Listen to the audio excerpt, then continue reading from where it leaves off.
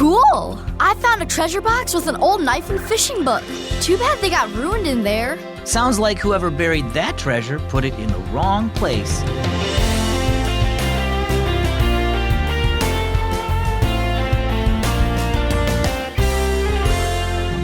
Hi, I'm Zach, and you're listening to Keys for Kids. Thanks for joining me today.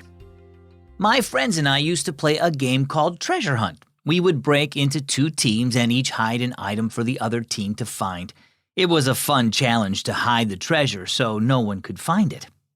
Did you know you have treasure too? It's what you invest your time and talent in. Jesus said to invest that treasure on godly things, not on what you can buy here on earth.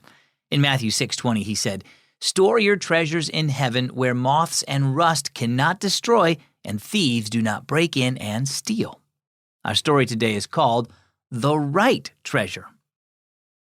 Miles dreamed about the hoverboard he was saving up for as he raked leaves in his grandmother's yard. His dad had agreed to pay him for his help since Grandma couldn't rake them herself, and Miles was brainstorming more ways to earn extra money.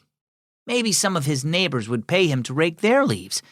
Just then he noticed a large hole in the base of a big tree. "Look, Dad," he called as he knelt to peer inside. "I've never noticed this before. This would be a good place to hide stuff." Dad walked over to look. "Maybe there's a cache of jewels or a sack of stolen money inside," he teased.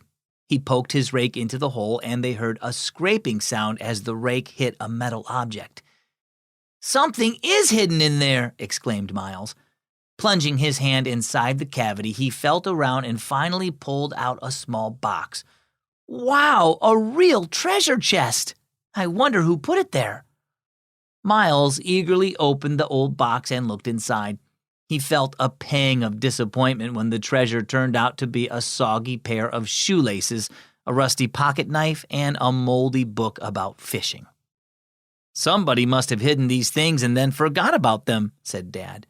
"Now look at them. I hope whoever stored these things here put most of their treasures in a better place." "Yeah, somewhere they won't get ruined, like in a closet or one of those safe deposit boxes at the bank." "I was thinking of an even better place than that," said Dad. "Jesus said we should store our treasures in heaven where they'll never be ruined or stolen."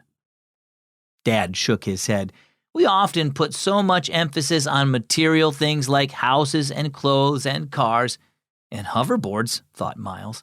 "We need to remember those things won't last," said Dad. "The only treasure that lasts is found in Jesus, being saved from sin and having a relationship with Him for all eternity." Miles nodded as he looked at the rusty pocketknife. "I still want a hoverboard," he thought, "but I'm glad I already have what really matters, treasure in heaven."